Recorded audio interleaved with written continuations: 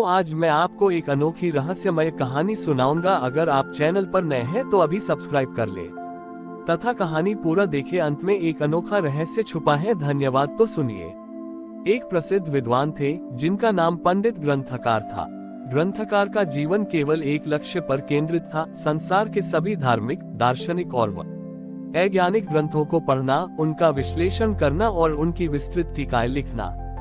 उनका बौद्धिक अहंकार बहुत बड़ा था। वह मानते थे कि मोक्ष केवल पूर्ण बौद्धिक निपुणता से ही प्राप्त किया जा सकता है। पंडित ग्रंथकार ने अपनी अंतिम रचना पूरी की, एक विशाल ज्ञानकोश, जिसमें उन्होंने संसार के सभी ज्ञान को वर्गीकृत करने का दावा किया। अब वह अपने ज्ञान को वैध करने के लिए सीधे शिव के पास पहुंचे। उन्होंने वर्षों की तपस्या के बाद शिव को प्रकट किया और मांग की, हे महादेव, मैंने आपके पूरे ब्रह्मांड को शब्दों और सूत्रों में बांध लिया है। अब मेरा ज्ञान पूर्ण है। मुझे अपनी दीक्षा दें ताकि मैं मोक्ष को प्राप्त कर सकूं। शिव दक्षिणामूर्ति के रूप में एक वटवृक्ष के नीचे शांत मुद्रा में बैठे थे। शिव ने अपनी चुप्पी तोड़ी और एक छोटी चिकनी नदी का पत्थर उठाकर पंडित ग्रंथकार को सौंप दिया। शिव ने कहा, पंडित, तुमने सब कुछ जान लिया है। ये बहुत बड़ी उपलब्धि है। अब एक अंतिम कार्य करो। इस एक ही साधारण पत्थर को अपनी सभी पर छोटे पुस्तकों के ज्ञान के आधार पर पूर्ण रूप से परिभाषित करो।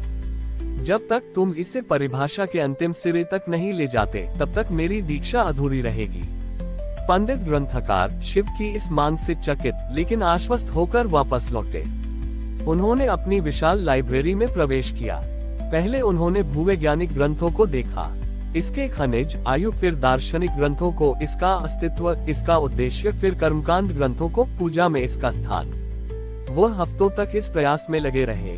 हर बार जब वह पत्थर को किसी एक श्रेणी में रखते तो उन्हें तुरंत एहसास होता कि पत्थर की कोई नई विशेषता, कोई नई कहानी या कोई नया दार्शनिक सार उस परिभाषा से बाहर रह गया है। ये पत्थर एक ही साथ कठोर था पर नश्वर भी, यह अकेला था पर ब्रह्मांड के सभी पदार्थों से बना था। पंडित ग्रंथकार का वर्गीकृत ज्ञान उस एक साधारण अपरिभाषित पत्थर के सामने बिखरने लगा। उनके सूत्र टूटने लगे, उनके सिद्धांत लड़खड़ाने लगे। अंततः पंडित ग्रंथकार अपने सारे ग्रंथों के बीच थककर गिर पड़े। उन्हें एहसास हुआ कि उनका पूरा जीवन शब्दों और श्रेणियों के पीछे भागने में बीत गया और वह सरल सत्य जो उनके हाथ में था, उसे वह कभी पकड़ नहीं पाए। रोते हुए वो पत्थर लेकर वापस शिव के पास पहुंचे। उन्होंने पत्थर को शिव के चरणों में रख दिया और कहा, हे प्रभु, मेरा सारा ज्ञान व्यर्थ है। मैं इस एक साधारण पत्थर को परिभाषित नहीं कर सकता। यह मेरे सारे बौद्धिक अहंकार को तोड़ता है। शब्दों में सत्य को बांधना असंभव है। उद्धरण चिन्ह। शिव दक्षिणामूर्ति ने प्रेम से उन्हें देखा। शिव ने कहा, पंडित, मैंने तुम्हें पत्थर को परिभाषित करने के लिए नहीं कहा था, मैंने तुम्हें ब्रह्म को परिभाषित करने के लिए कहा था। ब्रह्म भी इस पत्थर की तरह है। जितना तुम उसे तर्क और ज्ञान के बंधन में बांधने की कोशिश करोगे, वह उतना ही तुमसे दूर भागेगा। अच्छा ज्ञान किताबों में नहीं मिलता, वह शब्दों के मौन में मिलता है। उस दिन से पंडित ग्रंथकार ने अपने ज्ञानकोश और टीकाओं को त्याग दिया। वह शिव के मौन शिष्य बन गए। उन्होंने जान लिया कि ज्ञान का त्याग ही सबसे बड़ी दीक्षा है और सरल सत्य जो उस अपरिभाषित पत्थर में समाया था कि सबसे बड़ा ग्रंथ है। पंडित ग्रंथकार ने अपनी पुस्तकें त्याग दी थीं, लेकिन उनके भीतर मौन का ज्ञान और सत्य की विनम्रता स्थापित हो चुकी थी। वह अब उसी वटवृक्ष के नीचे रहते थे जहां शिव ने उन्हें अपरिभाषित पत्थर सौंपा था। उनका पुराना नाम अब मौन ऋषि हो गया था। उसी राज्य में दो प्रमुख दार्शनिक स्कूल, न्याय और वेद, एक दूसरे से एक दशक से भीषण संघर्ष कर रहे थे। न्यायवादी तर्क से सिद्ध करना चाहते थे कि ईश्वर को केवल विश्लेषण से जाना जा सकता है, जबकि वेदवादी मानते थे कि ईश्वर को केवल शास्त्रों के अधिकार से जाना जा सकता है।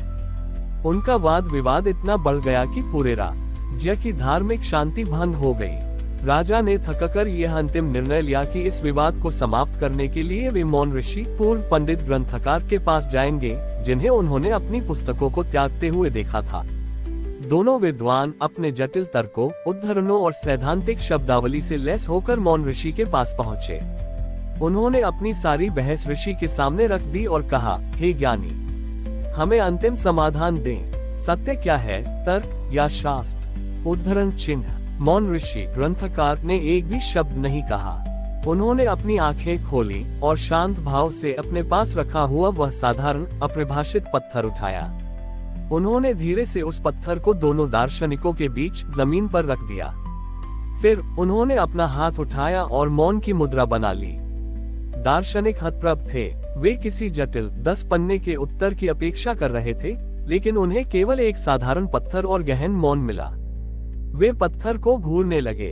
क्षण भर में उन पर वही बोध उतरा जिसने कभी ग्रंथकार का अहंकार तोड़ा था। न्यायवादी ने सोचा, मैं इस पत्थर को परिभाषा के एक सूत्र में नहीं बांध सकता। इसका सार मेरे सारे तर्कों से परे है। वेदवादी ने सोचा, हमारे सारे शास्त्र इसी सत्य ब्रह्म की बात करते हैं, पर कोई भी शब्द इसकी सीधी अनुभूति नहीं दे सकता। उन्हें तुरंत एहसास हुआ कि उनकी लड़ाई शब्दों और पद्धतियों के बारे में थी, उस सरल सार के बारे में नहीं जिसे पत्थर दर्शा रहा था। दोनों ने एक दूसरे की ओर देखा और 10 साल की बहस एक क्षण के मौन में समाप्त हो गई। दोनों दार्शनिकों ने झुककर मौन ऋषि को प्रणाम किया।